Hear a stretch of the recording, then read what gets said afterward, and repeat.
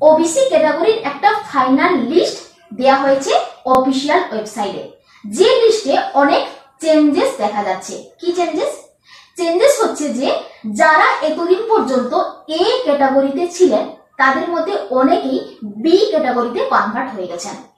আবার যারা এতদিন পর্যন্ত বি ক্যাটাগরিতে ছিলেন তাদের মধ্যে অনেকেই এ ক্যাটাগরিতে কনভার্ট হয়ে গেছেন। আবার যারা আগে এ ছিলেন এখনো এ রয়েছেন, আগে বি ছিলেন এখনো বি রয়েছেন। এবার আপনাকে চেক করে দেখে নিতে হবে আপনার ক্যাটাগরি চেঞ্জ হয়েছে কিনা, যদি হয়েছে তাহলে কি হয়েছে। এবার যদি ক্যাটাগরি চেঞ্জ হয়ে গেছে তাহলে কিন্তু আপনাকে অনলাইন অ্যাপ্লিকেশন করতে হবে। ঠিক যেরকম ভাবে আপনি প্রথমবার কাস্ট সার্টিফিকেট ইস্যু করার সময় আপনি অ্যাপ্লিকেশন করেছিলেন, দেন আপনি ডকুমেন্ট সাবমিট করেছিলেন অফিসে, ঠিক সেই রকম ভাবে আরেকবার আপনাকে অনলাইন অ্যাপ্লিকেশন করে নিতে হবে। এটা প্রত্যেকের জন্য মাস্ট। আমার আজকের এই ভিডিওতে সেই অনলাইন অ্যাপ্লিকেশন প্রসেসটাও দেখাবো এবং অনলাইন অ্যাপ্লিকেশন করার সময় যে যে ডকুমেন্টস গুলো লাগছে সেটাও আমি আজকে বলবো। এবারে আরেকটি কোশ্চেন কিন্তু থেকেই যাচ্ছে, সেটা হচ্ছে যে আপনার যদি ক্যাটাগরি চেঞ্জ না হয়, আপনার আগে এ ছিল এখনো এ রয়েছে, আগে বি ছিল এখনো বি রয়েছে, তাহলে আপনি কি করবেন? আপনি কি রি ইস্যু করবেন? দেখুন, এটা নিয়ে অনেকেই বলছেন যে হ্যাঁ আপনাকে অনলাইন অ্যাপ্লিকেশন করতে হবে, আবার অনেকেই বলছেন না আপনাকে অনলাইন অ্যাপ্লিকেশন করতে হবে না। এবার আমি যেটা বলতে পারি সেটা হচ্ছে আপনি প্রথমবার যখন কাস্ট সার্টিফিকেট ইস্যু করেছিলেন, যে অফিস থেকে আপনার কাস্ট সার্টিফিকেট ইস্যু করা হয়েছিল প্রথমবার, সেই অফিসে আপনি যান। এবার সেখানে গিয়ে আপনি জিজ্ঞেস করে আসুন যে আপনার ক্যাটাগরি চেঞ্জ হয়নি, আগে এ ছিল এখনো এ রয়েছে, আগে বি ছিল এখনো বি রয়েছে। এবার আপনাকে কি অনলাইন অ্যাপ্লিকেশন করতে হবে রি ইস্যু এবং রিভ্যালিডেট করার জন্য? যদি ওনারা বলেন যে হ্যাঁ আপনাকে অনলাইন অ্যাপ্লিকেশন করতে হবে, তাহলে আমি যেভাবে আজকে দেখাবো, যেভাবে প্রসেস বলবো সেইভাবে আপনাকে অনলাইন অ্যাপ্লিকেশন করতে হবে। এবার যদি ওনারা বলেন যে না করতে হবে না, তাহলে আপনার প্রয়োজন নেই করার। এবার আপনার যদি ক্যাটাগরি চেঞ্জ হয়ে গেছে তাহলে কিন্তু আপনাকে অনলাইন অ্যাপ্লিকেশন করতে হবে।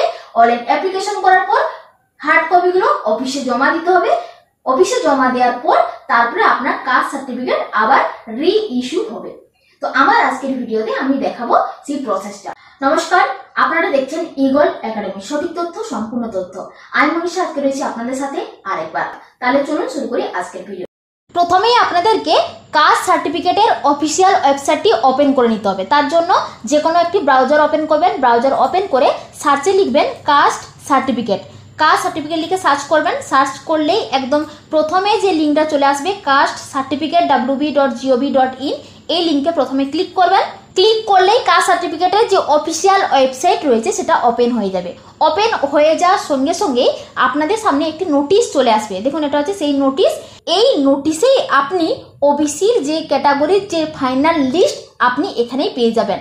এখানে যে অ্যাটাচ লিস্ট রয়েছে, এই অ্যাটাচ লিস্টের লিস্টটা যে রয়েছে এখানে ব্লু কালারের, এখানে ক্লিক করলেই আপনি সেই ওবিসি ক্যাটাগরির ফাইনাল লিস্ট পেয়ে যাবেন। এই লিস্টে ক্লিক করবেন, জাস্ট ক্লিক করলেই ওবিসি ক্যাটাগরির ফাইনাল লিস্ট পেয়ে যাবেন, যেটা নোটিফাইড হয়েছে 3/6/2025-এ। দেখুন, এখানে ওবিসি এ ক্যাটাগরি এবং ওবিসি বি ক্যাটাগরির ফাইনাল লিস্ট রয়েছে। এখানে ওবিসি এ ক্যাটাগরিতে টোটাল রয়েছে 49টি ক্যাটাগরি এবং ওবিসি বি ক্যাটাগরিতে রয়েছে টোটাল 91টি ক্যাটাগরি। তো এই লিস্ট থেকে আপনাকে চেক করে নিতে হবে যে আপনার ক্যাটাগরি কি চেঞ্জ হয়েছে, কি হয়েছে আপনার ক্যাটাগরি, সেটা এই লিস্টে কিন্তু দেখে নিতে হবে। তো এই লিস্টটাকে দেখে নেওয়ার পর এরপর আপনাকে অনলাইন অ্যাপ্লিকেশন করতে হবে। এবার এই নোটিশটাকে আমি ক্লোজ করে দিলাম। এবারে যদি আপনার কাস্ট সার্টিফিকেটের যে ক্যাটাগরি, সেই ক্যাটাগরি চেঞ্জ হয়ে গেছে ওবিসির এ থেকে বি বা বি থেকে এ, তাহলে আপনাকে অনলাইন অ্যাপ্লিকেশন করতে হবে। এবার অনলাইন অ্যাপ্লিকেশন করার জন্য এই ওবিসি মেনুতে আসতে হবে। রি ইস্যু বা রিভ্যালিডেট করার জন্য এই ওবিসি মেনুতে আসতে হবে, যেটা কিন্তু আগে ছিল না। এবারে এই ওবিসি মেনুতে ক্লিক করলে প্রথম যে অপশন চলে এসছে অ্যাপ্লাই ফর ওবিসি, এখানে ক্লিক করবেন। ক্লিক করলে নেক্সট পেজ ওপেন হবে। প্রথমেই রয়েছে দেখুন do you have any digital caste certificate, এখানে দুটি অপশন রয়েছে ইয়েস অর নো। তো আপনার ডিজিটাল কাস্ট সার্টিফিকেট রয়েছে, আপনি জাস্ট রি ইস্যু করছেন, যেহেতু আপনার ক্যাটাগরি চেঞ্জ হয়ে গেছে তাহলে সেক্ষেত্রে আপনি ইয়েস করবেন। আরেকটি অপশন রয়েছে নো অপশন। এবার যদি কারোর ম্যানুয়াল কাস্ট সার্টিফিকেট রয়েছে তারা ডিজিটাল কাস্ট সার্টিফিকেট করতে চাইছেন এবং তাদের ক্যাটাগরিও চেঞ্জ হয়ে গেছে, তাহলে সেক্ষেত্রে তাদেরকে তো নো অপশানে ক্লিক করতেই হবে।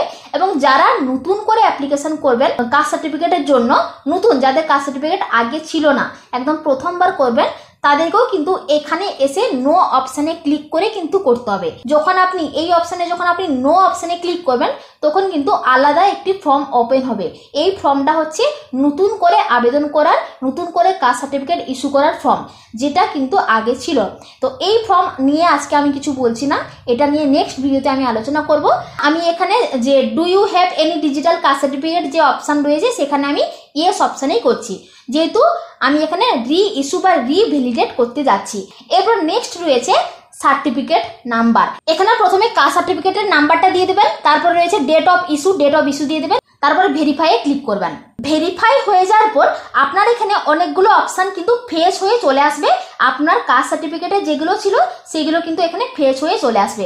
যেমন ধরুন এখানে অ্যাপ্লিকেশন 2, এখানে স্টেট, ডিস্ট্রিক্ট, আপনার সাব ডিভিশন, এখানে কিন্তু অটোমেটিক আপনার কাস্ট সার্টিফিকেটে যা ছিল তা ফ্রেশ হয়ে কিন্তু চলে আসবে।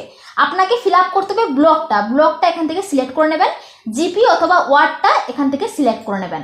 এরপর রয়েছে অ্যাপ্লিকেশন 4, এখানে আপনার কাস্ট সার্টিফিকেটের নাম্বার অনুযায়ী এখানে আপনার যে ক্যাটাগরি সেটাও কিন্তু ফ্রেশ হয়ে চলে আসবে এবং আপনার কাস্টটাও কিন্তু এখানে চলে আসবে অটোমেটিক, আপনাকে এখানে ফিল আপ করতে হবে না।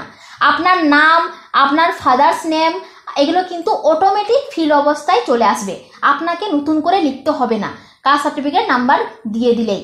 এরপর আপনাকে যেটা দিতে হবে সেটা হচ্ছে এখানে আপনার মোবাইল নাম্বার, মেল আইডি আপনি দিতে পারেন, নাও দিতে পারেন, এই দুটি অপশান ম্যান্ডেটরি নয়।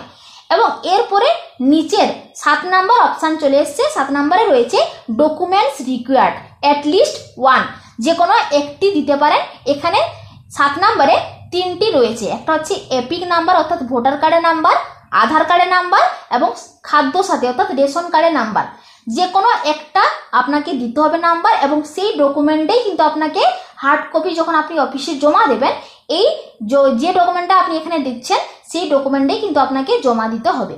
এরপরে 8 নাম্বার পয়েন্টে রয়েছে ডেট অফ বার্থ, আপনার এখান থেকে ক্যালেন্ডার থেকে আপনি ডেট অফ বার্থ দিয়ে দেবেন।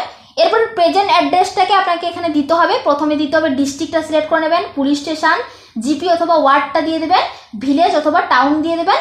এরপর নিচে রয়েছে পোস্ট অফিস আপনি দিয়ে দেবেন, এটাকে ফিল আপ করতে হবে। এরপরে পিনকোডটা আপনাকে এখানে এন্ট্রি করে নিতে হবে, ঠিক আছে। এরপরে 9 নাম্বার চলে আসছে ন্যাশনালিটি, এটা ন্যাশনালিটিটা অটোমেটিক চলে আসবে। রিলিজিয়ানটা এখানে ড্রপডাউন লিস্ট থেকে সিলেক্ট করে নেবেন। এরপরে 11 নাম্বারে রয়েছে জেন্ডারটা এখান থেকে সিলেক্ট করে নেবেন। এরপরে ডকুমেন্টস আপলোড করতে হবে, একটা হচ্ছে ইনকাম সার্টিফিকেট আর একটা রয়েছে ফটোগ্রাফ।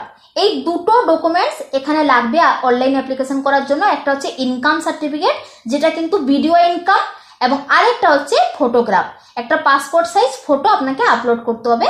তো এই দুটো ডকুমেন্টসই লাগছে এই অ্যাপ্লিকেশন করার জন্য। এরপরে 14 নাম্বারে রয়েছে পেরেন্টস সার্ভিস ডিটেলস, বাবার এবং মায়ের দুজনের সার্ভিস ডিটেলস দিতে হবে।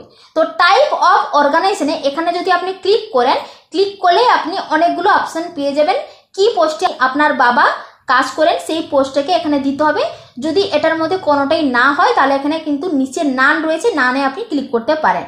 সেম একই জিনিস মায়ের ক্ষেত্রেও টাইপ অফ অর্গানাইজেশনে এখানে ক্লিক করবেন, যে পোস্টে কাজ করেন সেটা দেবেন, যদি না হয় সেক্ষেত্রে আপনি নান করবেন।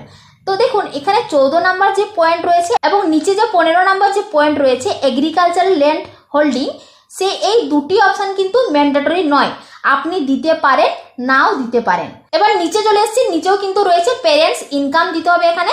তো এখানে প্যারেন্টসের অ্যানুয়াল ইনকাম কত রয়েছে এখানে সেটা দিতে হবে, আর মায়েরও যে অ্যানুয়াল ইনকাম সেটা দিতে হবে এখানে। তো এই অপশনগুলো কিন্তু ম্যান্ডেটরি নয়, চাইলে দিতে পারেন নাও দিতে পারেন। এরপর নিচে যে অপশনগুলো ক্লিক করা রয়েছে সেগুলো ক্লিক করা অবস্থায় থাকবে, যেখানে ক্লিক করা রয়েছে সেখানে ক্লিক করা অবস্থায় থাকবে। এরপরে লাস্টে যে নিচে যে সাবমিট রয়েছে সাবমিটে তারপরে ক্লিক করতে হবে পুরো ফর্মটা ফিল আপ হয়ে যাওয়ার পর। এবারে সাবমিটে ক্লিক করার পরে এইভাবে পরের পেজ চলে আসবে, এইভাবে শো হবে your application has been submitted successfully, আপনার অ্যাপ্লিকেশন সাবমিটেড সাকসেসফুলি হয়ে গেছে, এইভাবে মেসেজ চলে আসবে এবং আপনার অ্যাপ্লিকেশন নাম্বারও কিন্তু এখানে দিয়ে দেবে।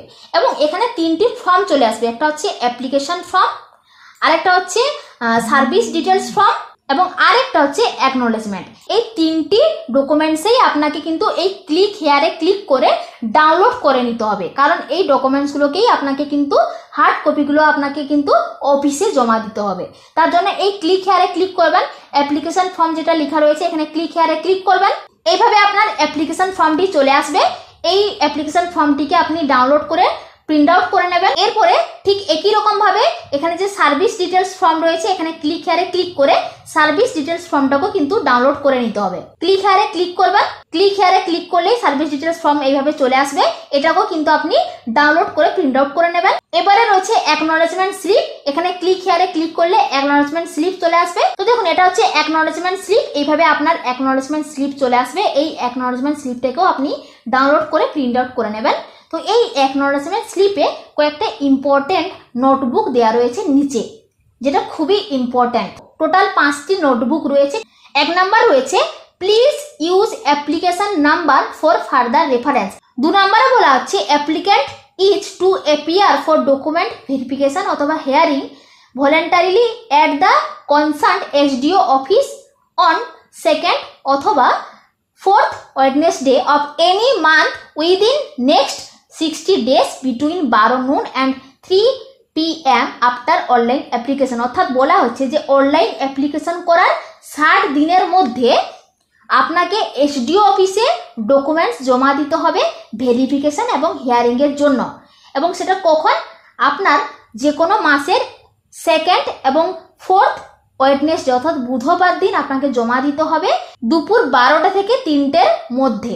এবারে 3 নম্বরে বলা আছে applicant is to submit the computer generate field in application form along with copies of all documents in support of his claim. অর্থাৎ অ্যাপ্লিকেশন ফর্ম যেটা আপনি ডাউনলোড করলেন সেই ফর্ম কিন্তু অবশ্যই আপনাকে জমা দিতে হবে এবং তার সাথে যে ডকুমেন্ট আপনি দিয়েছেন ডকুমেন্টসের কপি আপনাকে দিতে হবে।